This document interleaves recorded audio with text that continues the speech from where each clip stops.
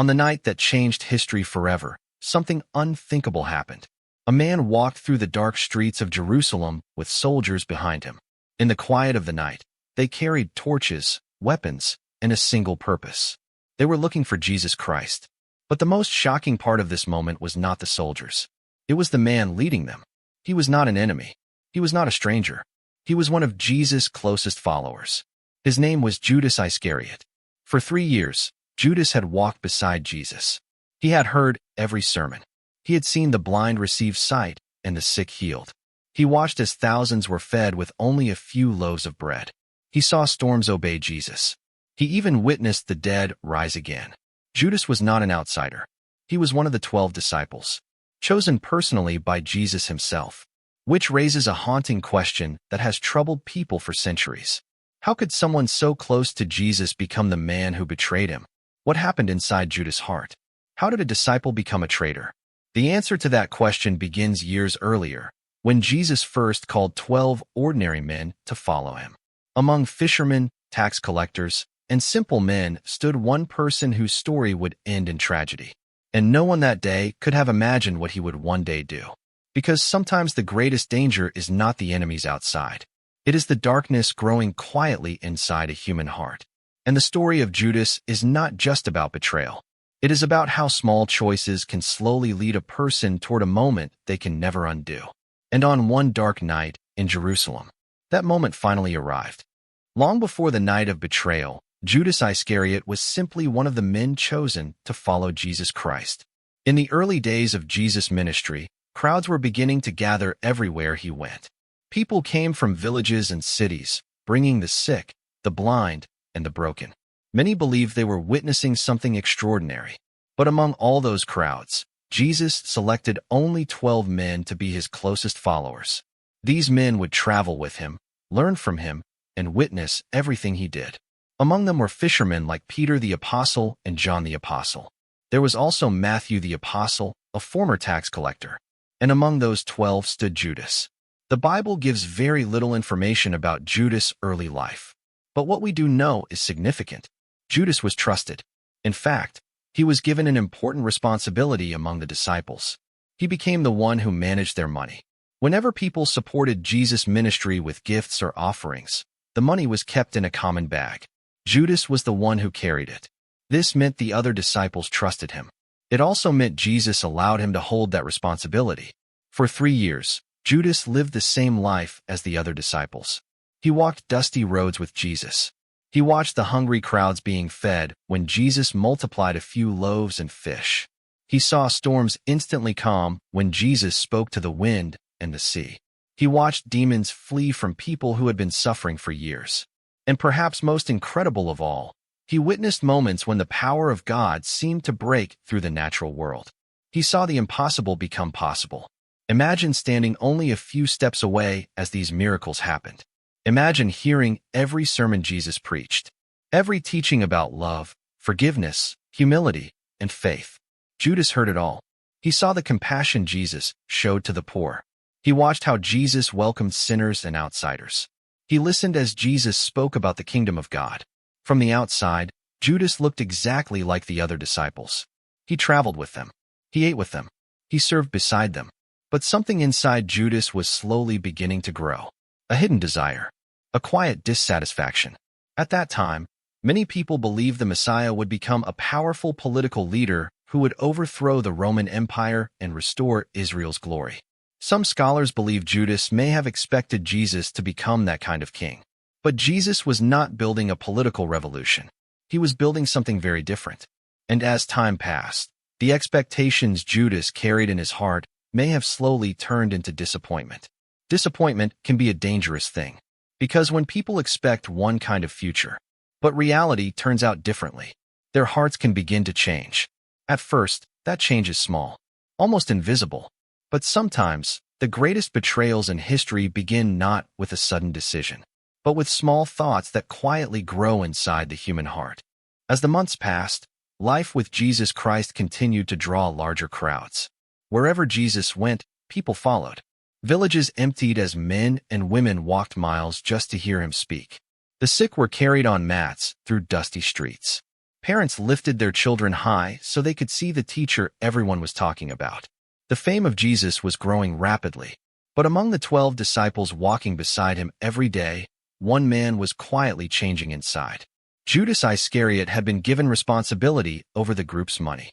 He carried the money bag that held the offerings people gave to support Jesus' ministry. At first, this seemed like an ordinary task, but over time, the temptation of money began to grow. The Gospel of John later reveals something unsettling about Judas. It says that Judas sometimes took money from the bag for himself. No one else seemed to notice. From the outside, Judas still looked like a loyal disciple.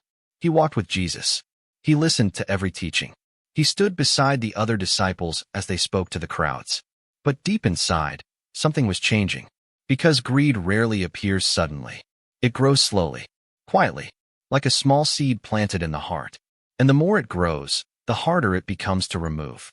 One moment from the ministry of Jesus reveals just how deeply this seed had already taken root. One evening, Jesus visited the home of Lazarus of Bethany. Only a short time earlier, something incredible had happened in that very town. Jesus had called Lazarus out of a tomb after he had been dead for 4 days. The miracle stunned everyone who witnessed it. Now, during a dinner gathering, Lazarus' sister, Mary of Bethany, did something unexpected. She brought a small jar of extremely expensive perfume. The perfume was pure nard, a fragrance imported from far away and worth an entire year's wages. Slowly, she poured it over Jesus' feet. The scent filled the entire room. Then she knelt and wiped his feet with her hair. It was an act of deep gratitude and love. Most of the people in the room were stunned by the beauty of the moment. But Judas saw something else. He saw the cost. His reaction came quickly. Why wasn't this perfume sold and the money given to the poor? Judas asked. At first, his words sounded noble. It sounded like he cared about helping the poor. But the Bible reveals the truth behind his question. Judas did not say this because he cared about the poor. He said it because he was a thief.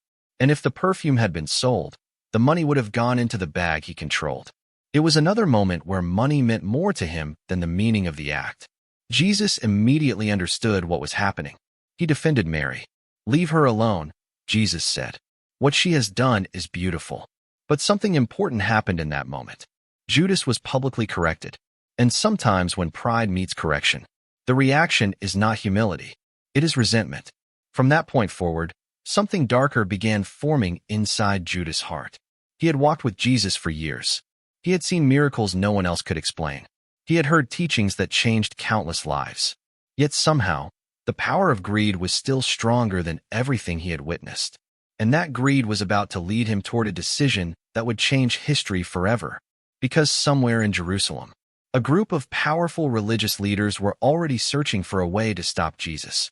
They feared his growing influence. They feared the crowds who believed he might be the promised Messiah.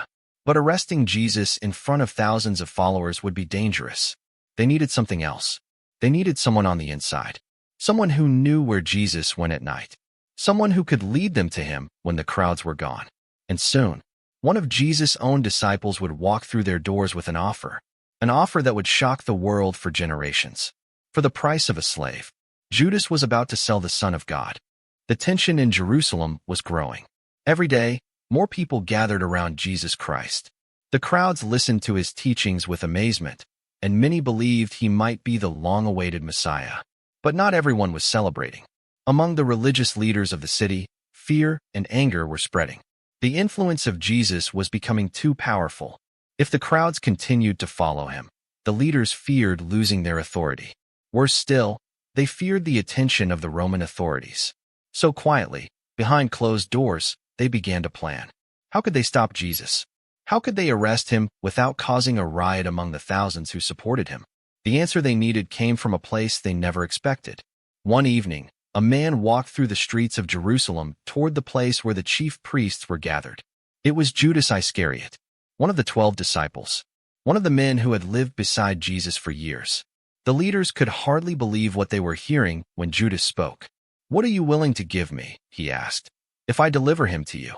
The room must have fallen silent. This was the opportunity they had been waiting for. An insider, someone who knew Jesus' movements, someone who could lead them directly to him when the crowds were gone. The chief priests quickly made their offer. 30 pieces of silver. In ancient times, this amount was not a fortune. In fact, according to the law of Moses, 30 pieces of silver was the price paid if a slave was accidentally killed.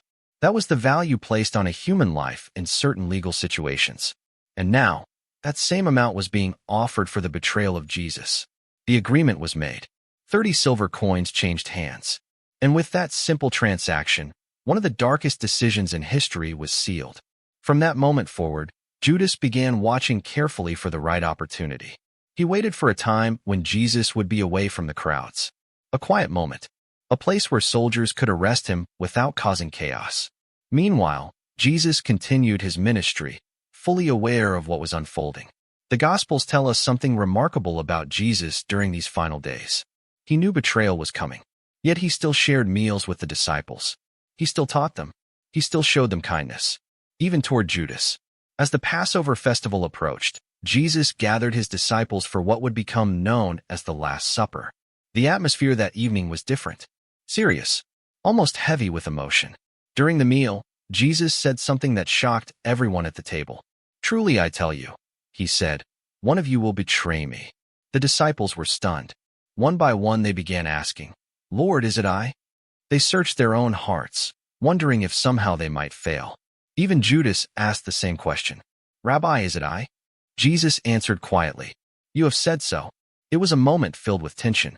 Yet the other disciples did not fully understand what was happening. Soon after, Judas stood and left the room. The Gospel of John describes the moment with a haunting phrase. And it was night. Outside, the streets of Jerusalem were dark. But the darkness inside Judas' heart was far deeper. The plan had already been set. The silver coins had already been taken. Now Judas only needed to lead the soldiers to the place where Jesus would be praying. A quiet garden outside the city. A place called Garden of Gethsemane. And before the night ended, one kiss would change history forever. The night air over Jerusalem was quiet. After the Last Supper, Jesus Christ walked with his disciples out of the city. They crossed the dark valley east of Jerusalem and made their way toward a familiar place. A garden filled with olive trees. It was called Garden of Gethsemane. Jesus often came here to pray. Tonight would be no different. But something about this night felt heavy. As they entered the garden, Jesus spoke to the disciples with unusual seriousness. "Sit here while I go over there and pray." He then took 3 of his closest disciples, Peter the Apostle, James the Apostle, and John the Apostle, a little farther into the garden. For the first time, they saw Jesus deeply troubled. "My soul is overwhelmed with sorrow to the point of death," he said. "Stay here and keep watch with me." Jesus then walked a short distance away and fell to the ground in prayer. The weight of what was about to happen pressed heavily on him. He prayed to the Father, asking if there was another way, yet still surrendering to God's will. Meanwhile, the disciples struggled to stay awake. One by one, their eyes grew heavy. They had no idea that history was about to unfold around them. Far away from the garden, another group was moving through the streets. Torches flickered in the darkness. The sound of armor and weapons echoed against the stone walls. A group of soldiers and temple guards were approaching the garden. Leading them was Judas Iscariot. The plan was simple. In the darkness of the garden, the soldiers might not immediately recognize Jesus among his followers. So Judas had given them a signal. "The one I kiss is the man," he told them. "Arrest him." It was a strange signal. In that culture, a kiss was normally a greeting of respect and friendship. But tonight, that symbol of affection would become a mark of betrayal. As the soldiers entered the garden, their torches lit the olive trees with flickering light. Jesus stood calmly as they approached. Judas walked ahead of the soldiers. For a moment, he was face to face with the man he had followed for 3 years. The man whose miracles he had witnessed. The teacher whose words had changed countless lives. Yet Judas stepped forward and spoke as if nothing was wrong. "Greetings, Rabbi." Then he kissed him. Jesus looked directly at Judas and responded with words that still echo through history. "Friend, do what you came for." In the Gospel of Luke, Jesus asks another piercing question. "Judas, are you betraying the Son of Man with a kiss?" The soldiers moved forward immediately. They grabbed Jesus and began to arrest him. The disciples suddenly woke from their confusion. Everything was happening too quickly. In panic, Peter the apostle drew a sword and struck one of the servants of the high priest, cutting off his ear. But Jesus stopped him instantly. "Put your sword away," he said. Then, in an astonishing act of compassion, Jesus healed the man's ear, even as the soldiers were arresting him. It was the final miracle recorded before his trial. Soon after, the soldiers bound Jesus and began leading him away into the darkness of the night. The disciples were terrified. One by one, they fled. The man who had been followed by crowds of thousands now stood alone, and at the center of it all was Judas. His plan had worked perfectly. The silver coins were already his. The soldiers had their prisoner. But something inside Judas' heart was about to change. Because sometimes the moment we think we have won is the moment we begin to realize what we have truly done. As the soldiers led Jesus Christ away into the darkness, the garden fell silent again. The torches disappeared into the night. The disciples had scattered in fear, and the man who had started it all, Judas Iscariot, was left alone with the decision he had made. At first, the plan must have seemed simple. 30 pieces of silver in exchange for revealing where Jesus could be arrested quietly. But now the reality of what he had done was beginning to sink in. Jesus was taken to the house of the high priest, where religious leaders gathered through the night to question him. False witnesses came forward. Accusations filled the room. The trial moved quickly, and by morning, the leaders had reached a shocking conclusion. They would demand the death of Jesus. For Judas, this was not the outcome he expected. Perhaps he imagined Jesus would escape somehow. After all, he had seen Jesus perform miracles. He had seen crowds obey his voice. He had watched storms calm with a single command. Surely Jesus would not simply allow himself to be condemned. But that is exactly what was happening. The man Judas had followed for 3 years was now standing silently before his accusers. When Judas realized that Jesus had been sentenced, something inside him collapsed. The silver coins that once seemed so valuable suddenly felt unbearable. The Gospel of Matthew describes the moment clearly. Judas was filled with remorse.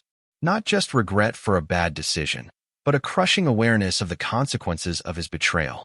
He hurried back to the religious leaders who had paid him, the same men who had gladly accepted his offer the night before. Clutching the bag of silver coins, Judas burst into the room. "I have sinned," he said. "I have betrayed innocent blood." But the response he received was cold and dismissive.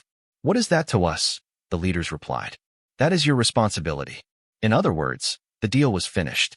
They had used Judas for their purpose. Now his guilt was his problem alone. In desperation, Judas threw the 30 pieces of silver onto the temple floor. The coins clattered loudly across the stone. They rolled and spun across the ground.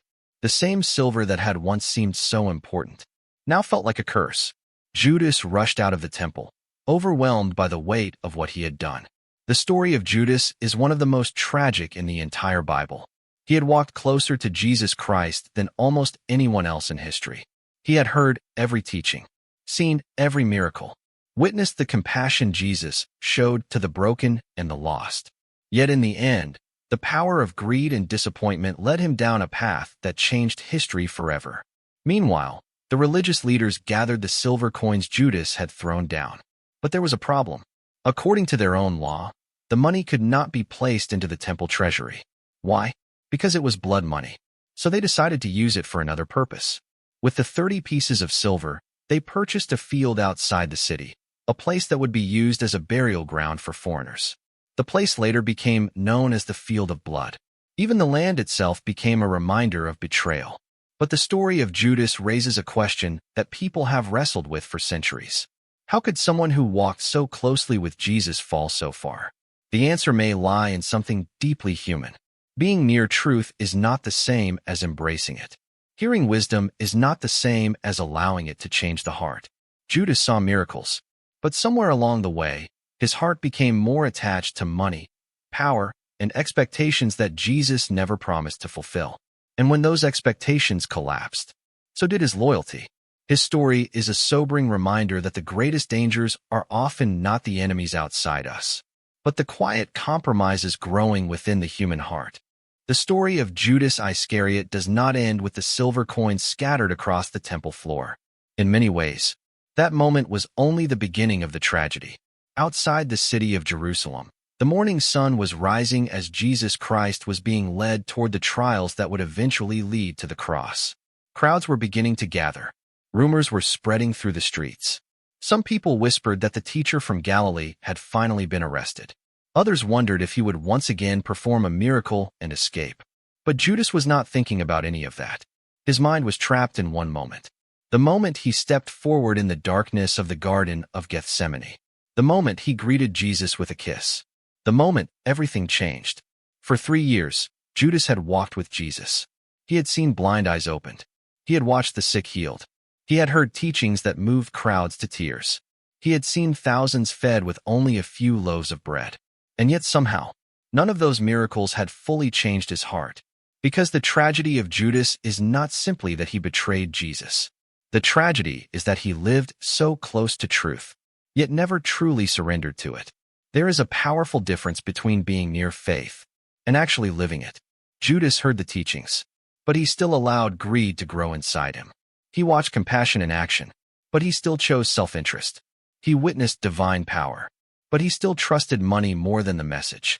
In the end, the 30 pieces of silver became a symbol, not just of betrayal, but of how easily the human heart can trade something priceless for something temporary. For Judas, it was money. For others, it might be power, status, approval from people, or the desire to control our own path rather than trust God's. The story forces every reader to ask an uncomfortable question. What are we willing to trade our future for? Because that was the true mistake of Judas. He did not simply betray Jesus. He underestimated the value of what he had been given. Imagine walking beside the Son of God for years, yet still believing that 30 coins were worth more. It is a warning that still echoes today. Small compromises often lead to enormous consequences. A moment of selfishness can redirect an entire life. But the story of Judas also reveals something else about the message of the Bible. Even betrayal did not stop God's plan. The arrest of Jesus Christ led to the crucifixion, and the crucifixion led to the resurrection. What appeared to be the darkest moment in history became the moment that opened the door to redemption for the entire world. The actions of Judas were tragic, but they did not defeat the purpose of Jesus. In fact, the events that followed would become the foundation of the Christian faith. 3 days after the crucifixion, the tomb would be found empty. Hope would rise from what looked like total defeat, and the message of forgiveness would spread across nations. Which makes the story of Judas even more heartbreaking, because the mercy offered through Jesus was available to him too. The same grace that changed the lives of the other disciples could have restored him as well. But guilt and despair can sometimes feel louder than hope. And when people believe their mistake is too big to be forgiven, they stop looking for mercy. That is why the story of Judas continues to be remembered thousands of years later, not only as a story of betrayal, but as a warning, a reminder, and a question. A warning about the dangers of a heart slowly drifting away from truth. A reminder that proximity to faith is not the same as transformation. And a question that every generation must answer for itself. If you had been in Judas's place, what would you have chosen? Because history remembers him as the disciple who sold his loyalty for silver. But the deeper lesson is much bigger than one man. It is about the choices every human heart must face, and the quiet decisions that determine the direction of a life.